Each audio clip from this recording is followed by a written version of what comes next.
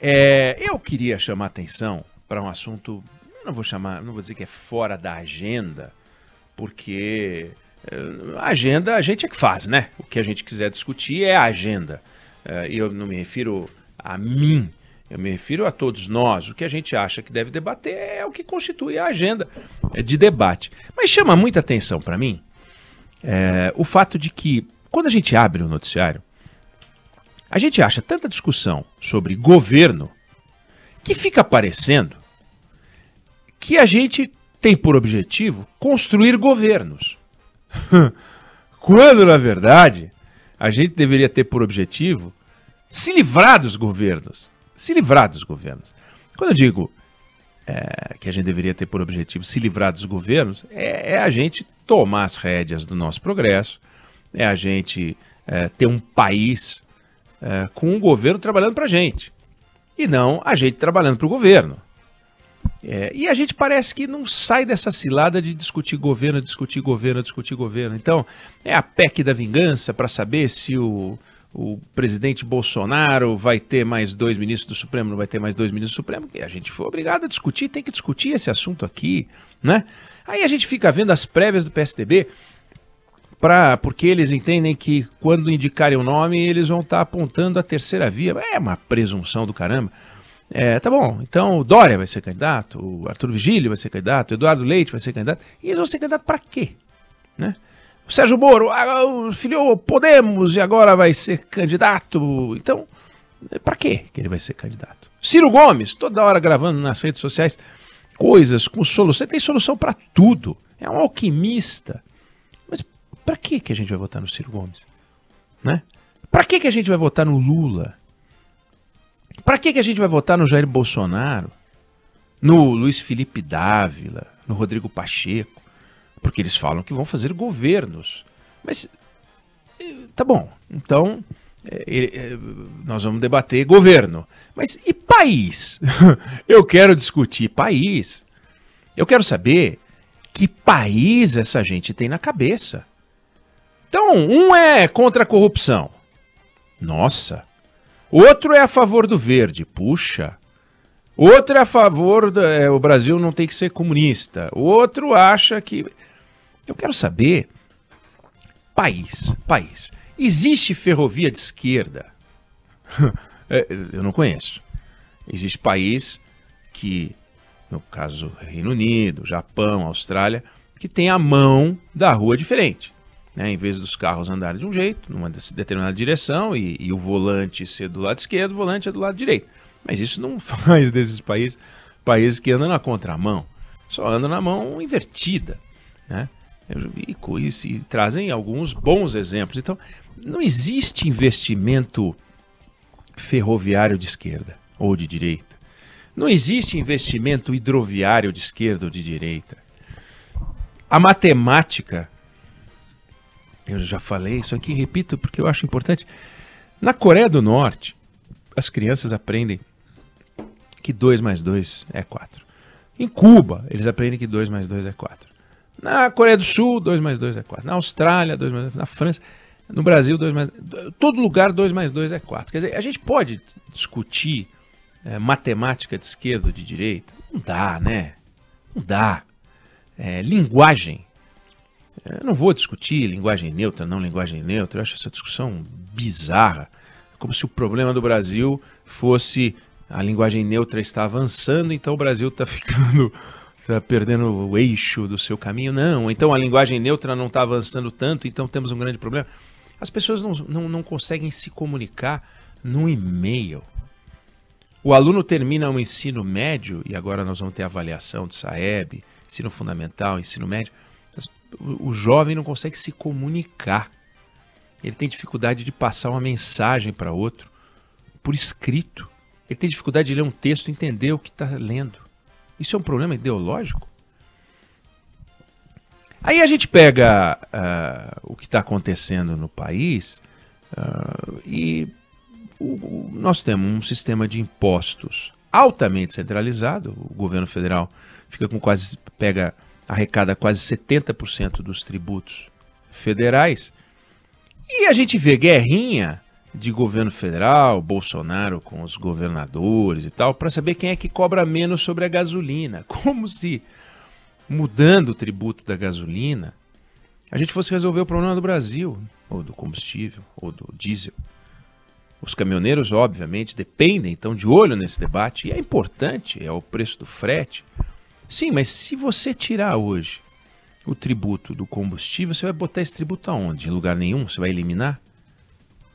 Com esse tamanho de Estado que a gente tem, com o fato de a gente estar só construindo governo, e porque a gente só constrói governo, só tem despesa de governo, e é o Tribunal Regional Federal da 6ª Região, e é contratar mais desembargador, e é usar gasolina, cota de gasolina para colocar gasolina no jatinho, é um Estado que não para de crescer, que a carga tributária só sobe. Então, como que a gente vai reduzir a carga tributária de alguma coisa? Aí a gente olha um país que tributa bens e serviços, ou seja, tributa o consumo, depois tributa salário, e daí só então que vai tributar renda e propriedade. É uma inversão total. Aquilo que a gente produz é altamente tributado. O pouco que as pessoas ganham é altamente tributado. Eles são mais maneirados na tributação de bens e serviços. As folhas de pagamento são menos tributadas. E o resultado final é que é tributado de quem ficou com o dinheiro no final. Não dá para botar um tributo absurdo na comida, no combustível, nessas coisas, porque você contamina a economia como um todo. Então, quem é que está discutindo isso? Ah, não, isso aí é reforma tributária. Reforma tributária? Mas cadê a discussão da reforma tributária? Virou uma reforma do imposto de renda. E cadê a reforma do imposto de renda?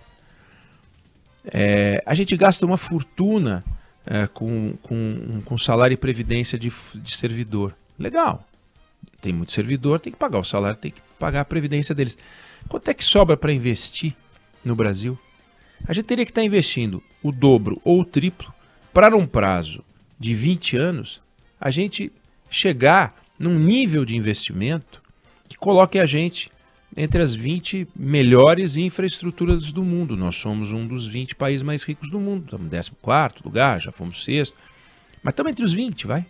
E a gente não tem uma das 20 infraestruturas do mundo. A gente está entre os 70, a gente é a posição número 70. Como é que pode um negócio desse? Um país como o Brasil ter uma infraestrutura nesse nível. Estamos investindo em ferrovia mais do que a gente investia antes? Estamos sim. É bacana isso, aliás. Mas olha como a gente está longe de qualquer coisa. A Rússia tem 81% do seu transporte feito por ferrovia. É uma opção ferroviária que a Rússia fez de muito tempo. O Brasil tem 21% de transporte ferroviário, né? Bom, já os Estados Unidos não tem muito mais de ferroviária do que o Brasil. Mas, em compensação, tem 3 vezes mais hidrovia. E a gente poderia ter hidrovia. E a gente tem pouca hidrovia. E poderia ter mais ferrovia. Ah, mas a gente tem. O minério de ferro é transportado quase todo por ferrovia, de fato. 90 e tantos % do minério de ferro brasileiro chega nos portos por ferrovia. Olha que bacana. Mas se presta às ferrovias. Porque no agronegócio, 40 e poucos % dos grãos exportados chegam por ferrovia. Cada vagão são 4 caminhões a menos na estrada. Menos acidente, menos risco. Mais oportunidade para caminhoneiros também. Porque se a gente tiver se a gente tiver a ferrovia chegando, a gente vai ter aumento de produção, vai ter trabalho para todos, né? E é um negócio completamente distorcido. O Brasil dá benefícios. Olha que loucura. Hoje, se você quiser comprar um carro elétrico para ficar rodando nos bairros dos bacanas, você tem incentivo. É mais barato comprar um carro elétrico hoje. Tem incentivo.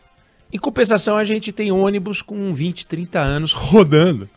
Ônibus que poluem muito mais. Rodando.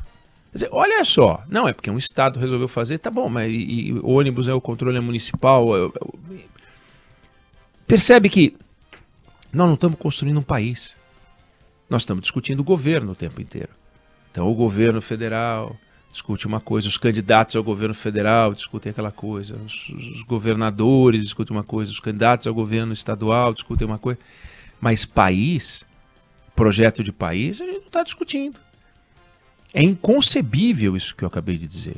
Os bacanas do carro elétrico ganhando desconto. Tem uma distorção.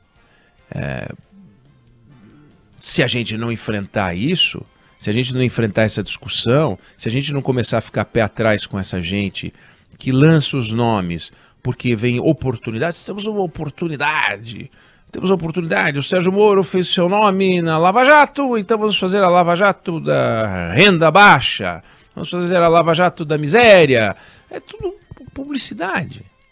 Mas assim, publicidade que eu quero dizer é propaganda, até trocar o nome, propaganda, pessoal.